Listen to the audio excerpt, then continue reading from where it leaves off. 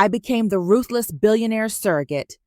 But his fake love trapped me in a web of blood and betrayal. She was scrolling through her Instagram in a tiny Abuja apartment, dreaming of that big break as a journalist, when a hidden debt collector's call shattered her world. Pay up the 10 million naira your father left behind, or we'll come for you and your sick sister next. Heart pounding, Mary dropped her phone, tears mixing with the sound of rain outside. But what if I told you that desperate click on a shady online ad would drag her into a billionaire's nightmare, where love was a weapon and blood stained the contracts? Listen close, my friends. This is the story of Mary, a strong young woman from Abuja, fighting every day like so many of us do. Mary was 25, beautiful with sharp eyes that saw through lies. She worked as a freelance journalist, chasing stories of corrupt politicians and fake pastors who promised heaven but delivered hell. Her days were filled with traffic jams on Abuja roads, typing on her old laptop in crowded buses, and rushing to the hospital for her sister, Anna, who had a bad heart condition. Their father had run off years ago after a messy affair that left them broke and broken. Mary hated weakness. She built walls around her heart, vowing never to let a man hurt her like that again. But bills piled up, and loan sharks from her father's old debts knocked harder. "We know where you live," they whispered on the phone.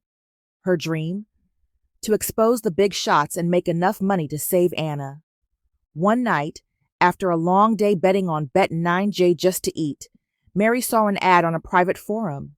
Wanted, surrogate for wealthy family, 500 million naira reward, discretion required.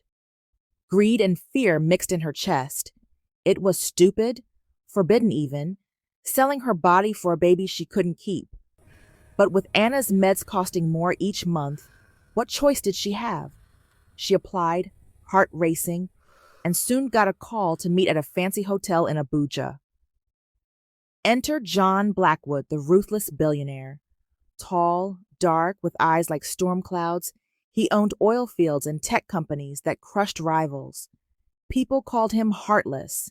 He fired workers without a blink and made deals that left enemies begging. But deep down, John carried scars. His mother died when he was a boy, officially a suicide, but nightmares haunted him of that day. He blamed women, saw them as betrayers, just like the ones who flocked to his wealth. Now, at 35, he needed an heir to claim his full inheritance, or it would go to his stepmother, Victoria. No wife, no love, just a cold contract.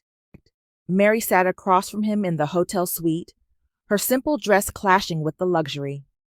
"You'll carry my child through artificial means," John said, his voice like ice. "Fake marriage for show. Live in my mansion, birth the heir, then leave with your money. No emotions. You're just a vessel," she signed, hands shaking thinking of Anna. The stakes were massive.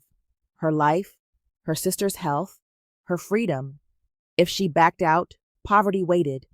But pride made her chin lift.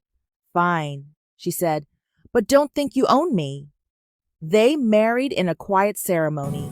No Asubi parties, just papers.